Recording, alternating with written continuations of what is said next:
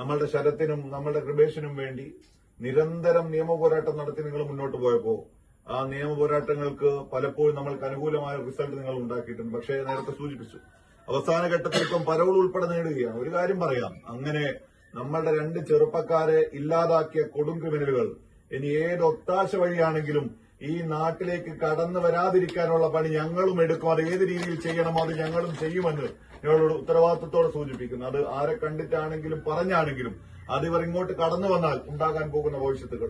അതിനുശേഷവും നമുക്കറിയാം, ഇവിടെ പല സമയങ്ങളിൽ ഇവിടെ പ്രശ്നമുണ്ടാക്കാൻ, ബുദ്ധിമുട്ട് സൃഷ്ടിക്കാൻ അവരൊക്കെ ശ്രമിച്ചു. അവരുടെ കൂടെയുള്ള ആളുകൾ ശ്രമിച്ചതൊക്കെ നമ്മൾ കണ്ടതാണ്. ഈ ഘട്ടത്തിൽ അതെല്ലാം നമ്മൾ ആരും മറന്നു പോകുന്നില്ല.